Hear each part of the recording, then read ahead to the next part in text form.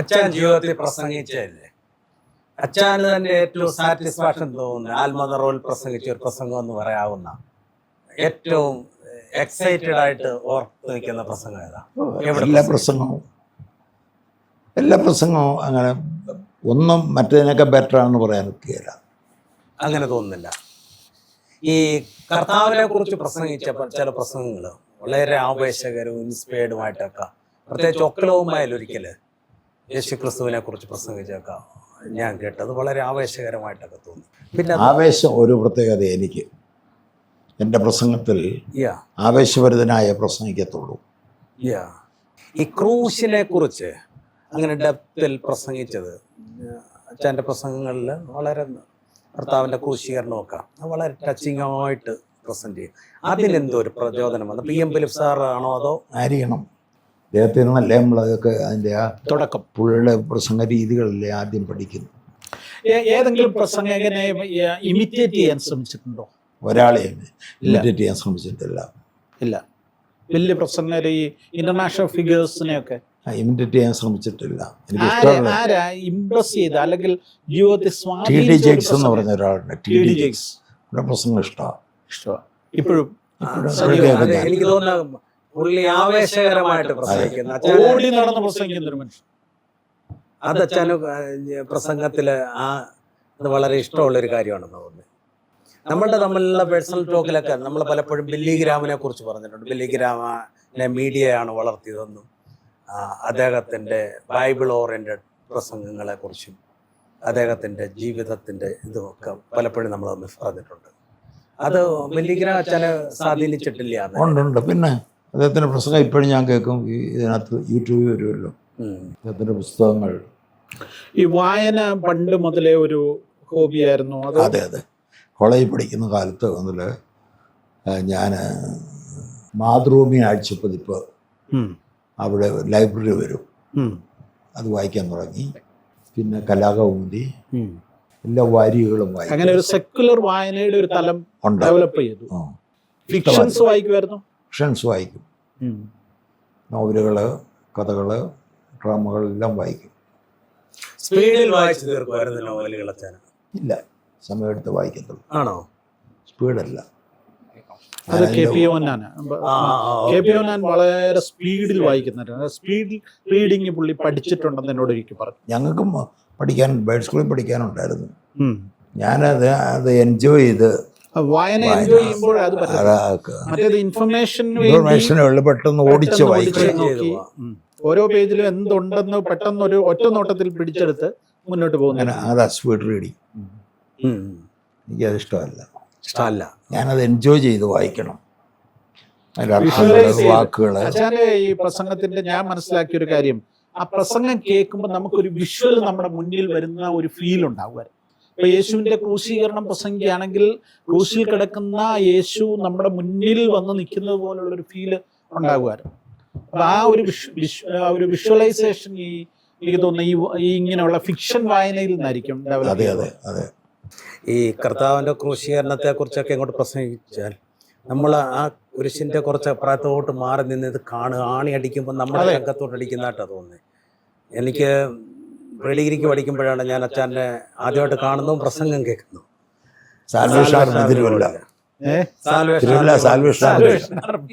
അത് ക്രൂശീകരണത്തെ കുറിച്ച് പ്രസംഗിക്കുകയാണ്.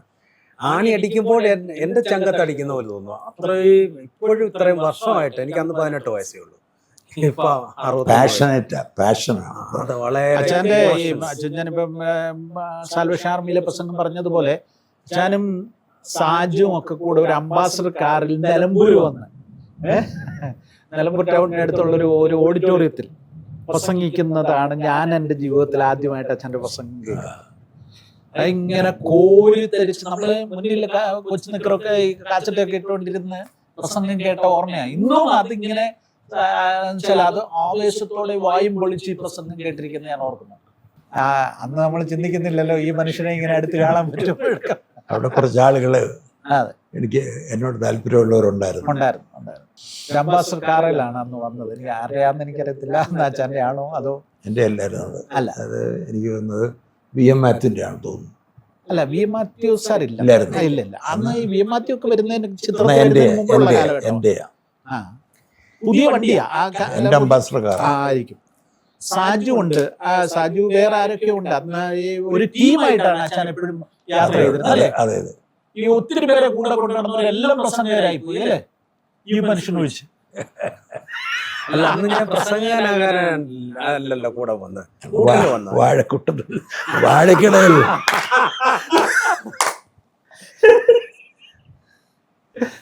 അല്ല ആ പ്രസംഗങ്ങളിലെ ഓരോ ദിവസത്തെ പ്രസംഗങ്ങളിലെ ഒരു വരി പോലും വിടാതെ അതിന് ശേഷം ഇവാലുവേറ്റ് ചെയ്ത് പറയാം. പറഞ്ഞു ഈ വാഴക്കുളത്തിൽ കിടക്കുമ്പോഴും ആൾക്കാർ ഉറങ്ങുകയാണെന്ന ഈ വാക്കുകൾക്ക് തീ കത്തിയ ഒരു പ്രസംഗമുണ്ട്. ഇപ്പോഴും അത് യൂട്യൂബിലൊന്നും ഇല്ല. അന്ന് ഗ്രഹാം സ്റ്റെയിൻസിനെയും കുഞ്ഞുങ്ങളെയും തീ വെച്ച് കൊന്നു. ആ ഞായറാഴ്ചത്തെ പ്രസംഗം ഇന്റലിജൻസ് എന്നെ വിളിച്ചു. എന്നാ അതുപോലെ ലോകം ഇളകി പറഞ്ഞ ഒരു പ്രസംഗമായിരുന്നു. അപ്പൊ എങ്ങനെ അങ്ങനെ അത്ര പ്രസംഗിക്കാൻ പറ്റിയ മനുഷ്യനെന്ന് പറഞ്ഞാൽ അന്നത്തെ പ്രസംഗത്തോടുകൂടെ ആ വിഷയത്തിന്റെ തീവ്രതയാണ് അത് അല്ലേ. ആ സബ്ജക്ട് നമ്മളെ അത്രയ്ക്ക് പൊള്ളിച്ച ഒരു ലോകത്തെ പൊള്ളിച്ച ഒരു സംഭവമാണ് ഗ്രഹാം സ്റ്റെയിൻസും മക്കളും മരിക്കുന്നത്. ഞാൻ പറഞ്ഞ ആള് അറിയുന്നത്. കാരണം അന്ന് രാവിലെ അല്ലേ സംഭവം അന്ന് രാവിലെ പത്രത്തിൽ വരുന്നതാ. പക്ഷേ 8 മണിക്ക് നമ്മള് ആരാധന തുടങ്ങി, അവിടെ 7 ആയപ്പോ ആരാധന തുടങ്ങി. വെളുപ്പിനെ ആൾക്കാർ ഇറങ്ങി. പത്രം കാണുന്നതിന് മുമ്പ് ആൾക്കാർ ഇറങ്ങിയതാണ്. ഞാൻ പത്രം നോക്കിയേച്ചാ പോയത്. അത് ഈ സന്ദർഭോചിതമായിട്ട് പ്രസംഗിക്കാനുള്ള അസാധാരണമായ ഒരു കഴിവുണ്ട് അല്ലേ. കണക്ട് ചെയ്ത് വിഷയങ്ങള്, ലോക വിഷയങ്ങളും ഒക്കെ ആയിട്ട് കണക്ട് ചെയ്ത് അത് അവതരിപ്പിക്കാനായിട്ട്. പെന്തിക്കോസ്തിന് വെളിയിലോട്ട് പോയി പ്രസംഗിക്കാൻ തുടങ്ങിയെന്നാ. ഞാനിവിടെ ആ പുഷ്പഗിരിയുടെ അപ്പുറത്തെ ഒരു റീത്ത് പള്ളിയില്ല, ആ പള്ളിയില് കുർബാനയ്ക്ക് പ്രസംഗിച്ചു. എനിക്കറിയാം, അതറിയാം. അതൊക്കെ ലേറ്റസ്റ്റ്. അത് അവരുടെ പെരുന്നാളിനും പ്രസംഗിച്ചു. പെന്തിക്കോസ്തുകാർ വല്ലതും അറിഞ്ഞായിരുന്നോ അത് അന്ന്? അത് നമ്മുടെ വിഷയമല്ല. റീസെന്റ് അത് അടുത്ത കാലത്താ. അല്ലെ ഈ ഒരു ecumenical means Inter denominational platform കിട്ടി തുടങ്ങിയ സക്കറിയ കൊശ്യച്ചനാണോ അതിന് കാരണമായത്? അതോ പവർ വിഷനാണോ? അവിടെ സക്കരക്കോശച്ചൻ അവിടെ വന്നെന്നെ കണ്ടെന്നേ ഉള്ളൂ. അത്രേ ഉള്ളു അല്ലേ? ശരിക്കും അതൊരു വലിയൊരു നിമിത്തമായി. അത് വലിയൊരിതായിരുന്നു. പിന്നൊരു അത് ഞാൻ തുടർന്നിരുന്നെങ്കിൽ ഈ വേറെ ലെവലായി നോൺ ഡിനോമിനേഷണൽ ചർച്ച ഉണ്ടായിരുന്നു. അവിടെ ഉണ്ടാകുന്ന സഭ ആളുകൾ തിരക്കി നടക്കുമായിരുന്നു. ഈ ആദ്യകാലങ്ങളിൽ ഈ പ്രസംഗമൊക്കെ തയ്യാറാക്കാൻ ഒത്തിരി സമയം എടുക്കുമായിരുന്നു. അതോ നമ്മളുടെ ഒരു ഓട്ടോമാറ്റിക് ഒരു അകത്തൊരു ഒരു സ്പാർക്ക് ഉണ്ടായി ചെയ്ത എനിക്ക് തോന്നിയിട്ടുണ്ട്. ഈ ഒരു സ്റ്റഡി ടേബിളിന്റെ മുന്നിൽ ഇരുന്നുള്ളത് നോക്കത്തില്ല. ചാന കുറിപ്പുണ്ടാക്കിയാണോ പ്രസംഗിച്ചിരുന്നത് അതോ ഇല്ല? കുറിപ്പ് എഴുതി നോക്കിയിട്ടുണ്ട്, എടുത്ത് നോക്കത്തില്ല.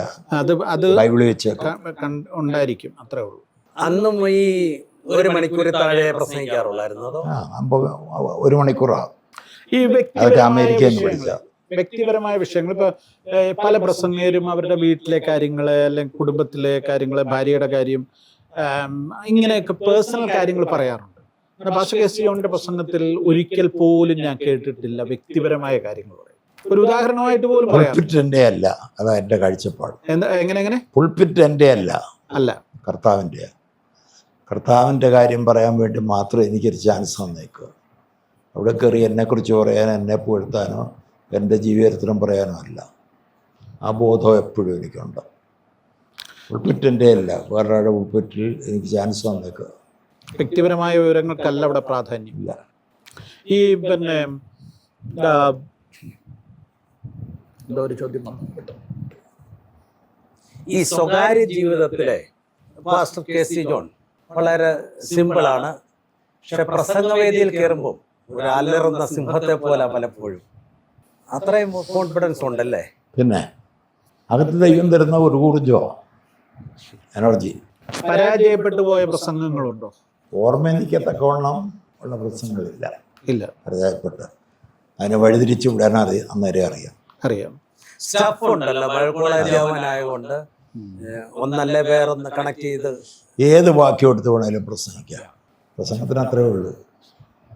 ഏത് വാക്യം നമ്മളെടുത്താലും പ്രസംഗം വേറെ അങ്ങനെ അങ്ങ് പോകുന്നേ ഉള്ളൂ.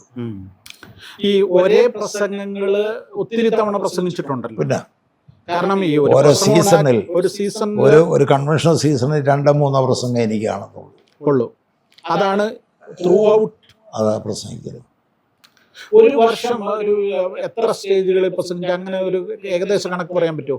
ഒരിടയ്ക്കൊക്കെ ഡെയിലി, അത് എല്ലാ ദിവസവും 32 ദിവസം കഴിഞ്ഞ് ഒരു ദിവസം ഒഴിവ് കിട്ടിയിട്ടുള്ള ആളുണ്ട്. 32 ദിവസം കണ്ടിന്യൂസ് പ്രസംഗിച്ചിട്ട് 33-ാം ദിവസം ഒഴിവാണ്. 34 വീണ്ടും പ്രസംഗിക്കാൻ പോവുക.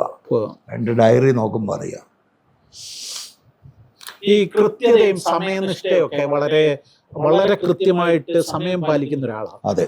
എങ്ങനെ പറ്റുന്നത് ഇത്രയും ദൂരമൊക്കെ ഓടി? നമ്മൾ ശ്രദ്ധിക്കേണ്ടത് നമുക്ക് ഒരു ഡിസിപ്ലിൻ ഉണ്ടായിരിക്കണം അതിൻ്റെ സമയനിഷ്ഠയുടെ കാര്യത്തിൽ. എനിക്ക് താമസിച്ചില്ലെന്ന് ഇഷ്ടമല്ല. പ്രോഗ്രാം ക്യാൻസൽ ചെയ്യത്തില്ല. നമ്മൾ താമസിക്കുമ്പോൾ പ്രസംഗം നീട്ടത്തില്ല. നമ്മുടെ സമയം അടിച്ചെടുക്കുമല്ലോ. അതെ, അതൊക്കെ സംഭവിക്കും. അറിയാമല്ലോ. അതിലെല്ലാം വലിയൊരു ഇന്റർനാഷണൽ വിവേകാനന്ദൻ പ്രസംഗിച്ച സ്ഥലത്തെ സംഭവമൊക്കെ നമ്മൾ ഓർക്കുന്നുണ്ട്. വിവേകാനന്ദൻ ചിക്കാഗോ. നമ്മള് എന്നാലും സമയം നീട്ടത്തില്ല. അവരോടൊരു വൈരാഗ്യവും കാണിക്കത്തുമില്ല. കാരണം ഓഡിയൻസിന്റെ ക്ഷമയെ പരീക്ഷിക്കേണ്ട കാര്യമില്ലല്ലോ. ഞങ്ങൾ ഒത്തിരി യാത്ര ചെയ്തിട്ടുണ്ട് പ്രോഗ്രാമുകളായിട്ട് ബന്ധപ്പെട്ട്. പാസ്റ്റർ KC ജോൺ ലേറ്റ് ആയിട്ട് ചെന്നു. അദ്ദേഹം വരാനും വേണ്ടി വെയിറ്റ് ചെയ്യാണെന്ന് ഒരു അനൗൺസ്മെന്റോ മനുഷ്യരെ ഇന്ന് വരെ. ഇന്നും ഞങ്ങൾക്കൊരു പാളിച്ച പറ്റി. ഞങ്ങൾ 3:30-ക്കായിരുന്നു ഇവിടെ വരേണ്ടിയിരുന്നത്. ഞങ്ങൾ എത്തിയപ്പോഴത്തേക്ക് 4 മണിയായി. ഞാൻ പറഞ്ഞു, പാസ്റ്റർ KC ജോൺ ആണെങ്കിൽ ഒരിക്കലും ഇങ്ങനെ സംഭവിക്കത്തില്ലായിരുന്നു. ഈ ആളുകൾ ഇങ്ങനെ ഉപദ്രവിച്ച്, അതായത് പിന്നെ പ്രസംഗത്തിന്റെ സമയം ഇത് ചെയ്തു ഒക്കെ ഉപദ്രവിച്ചു ഒക്കെ, ഇങ്ങനെയൊക്കെയുള്ള ആളുകളോടുള്ള മനോഭാവം ഞാൻ വിട്ടുകളയത്തേ ഉള്ളൂ, മനസ്സിൽ വെച്ചുകൊണ്ടിരിക്കുകയല്ല. അച്ഛന് നിത്യശത്രുക്കളും നിത്യസ്നേഹിതരുമില്ല. അങ്ങനെ ഒരു ഗുണമുണ്ട്. അതൊക്കെ ഓരോ കൊളുത്ത കേട്ടോ. എത്ര കൊല്ലത്തെ പരിചയം. എനിവേ, ഓക്കെ, നമ്മൾ ഈ സംഭാഷണം ഇവിടെ വെച്ച് അവസാനിപ്പിക്കുകയാണ്. പാസ്റ്റർ KC ജോണിന്റെ ജീവിതം എന്ന് പറയുന്നത് ഒരു പാഠപുസ്തകമാണ്. പാഠപുസ്തകം എന്ന് പറഞ്ഞാൽ പോരാ, അതൊരു നിരവധി എപ്പിസോഡുകളിലായിട്ട് ഈ വിശ്വാസ മേഖലയിലുള്ള അല്ലെങ്കിൽ സുവിശേഷവുമായി ബന്ധപ്പെട്ട ഏതെങ്കിലും കാര്യങ്ങളിൽ ബന്ധപ്പെട്ട ആളുകളും വിശ്വാസ സമൂഹവും അടുത്തറിയേണ്ട ജീവിതാനുഭവങ്ങളും ശുശ്രൂഷാനുഭവങ്ങളും ഒത്തിരി അതിനകത്തുണ്ട്. പല കാര്യങ്ങളും ഞങ്ങൾ തമാശയായിട്ടൊക്കെ ഇങ്ങനെ പറഞ്ഞെങ്കിലും അതിനകത്തൊക്കെ ഒരു ദൈവ മനുഷ്യന്റെ ജീവിതത്തിൽ ദൈവം നടത്തിയ അത്ഭുതകരമായ വഴികൾ, ദൈവം ചില പാതകളിലേക്ക് അദ്ദേഹത്തെ നയിച്ചത്, അനർത്ഥങ്ങളിൽ നിന്ന്, ആപത്തുകളിൽ നിന്നൊക്കെ വിടുവിച്ചത്, ഇങ്ങനെ ദൈവത്തിന്റെ ഒരു പദ്ധതിക്ക് വേണ്ടി ദൈവം ഒരുക്കിയ ഒരു വലിയ മനുഷ്യന്റെ ജീവിതമാണത്. അത് നമുക്ക് ഇവിടെ കൊണ്ട് അവസാനിക്കുന്നില്ല. തുടർന്നും അദ്ദേഹത്തിന്റെ ജീവിതാനുഭവങ്ങൾ നമുക്ക് അടുത്തൊരവസരത്തിൽ വീണ്ടും കേൾക്കുവാൻ സാധിക്കും. ദൈവം ധാരാളമായിട്ട് അനുഗ്രഹിക്കട്ടെ. Praise the Lord. Thank you. Thank you.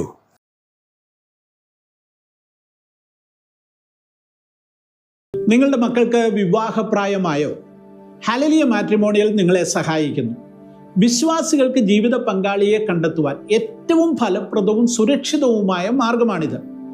2 മാർഗങ്ങളിലൂടെയാണ് നിങ്ങളുടെ മക്കളെക്കുറിച്ചുള്ള വിവരങ്ങൾ 10,000-കണക്കിന് ആളുകളിലേക്ക് ഞങ്ങൾ എത്തിക്കുന്നത്. ഒന്ന്, ഹല്ലേലൂയ ഓൺലൈൻ. നിരന്തരം ക്രിസ്തീയ വാർത്തകൾ 100-കണക്കിന് വാട്സപ്പ് ഗ്രൂപ്പുകൾ വഴി 10,000-കണക്കിന് വായനക്കാരിലേക്ക് എത്തുന്നു. ആ വാർത്തകളോടൊപ്പം നിങ്ങളുടെ മാട്രിമോണിയലും ഉൾപ്പെടുത്തുന്നു. 2, കഴിഞ്ഞ 30 വർഷമായി പ്രസിദ്ധീകരിക്കുന്ന ഹല്ലേലൂയയുടെ പ്രിന്റ് എഡിഷൻ ഉണ്ട്. ആ പ്രിന്റ് എഡിഷനിലും ഈ മാട്രിമോണിയൽ അതുപോലെ തന്നെ ഉൾപ്പെടുത്തുന്നു. ഈ 2 മാർഗങ്ങളിലൂടെ 10,000-കണക്കിന് വായനക്കാരിലേക്ക് വളരെ പെട്ടെന്ന് നിങ്ങളുടെ മാട്രിമോണിയൽ എത്തുമ്പോൾ ആലോചനകൾ നിങ്ങളെ തേടി വരും. അതിൽ നിന്ന് ഏറ്റവും അനുയോജ്യമായത് പ്രാർത്ഥനാപൂർവം നിങ്ങൾ തിരഞ്ഞെടുത്താൽ മാത്രം മതിയാകും. അതുകൊണ്ട് വൈകണ്ട. ലോകത്തിൻ്റെ ഏത് കോണിലിരുന്നാണെങ്കിലും നിങ്ങൾക്ക് രജിസ്റ്റർ ചെയ്യാം. ഈ സ്ക്രീനിലുള്ള ഫോൺ നമ്പറിലേക്ക് നിങ്ങളുടെ മക്കളുടെ ബയോഡേറ്റയും ഫോട്ടോയും അയയ്ക്കുക. ഇന്ന് തന്നെ രജിസ്റ്റർ ചെയ്യുക. എത്രയും വേഗം നിങ്ങളുടെ മക്കളുടെ വിവാഹം നടക്കട്ടെ എന്ന് പ്രാർത്ഥിക്കുന്നു.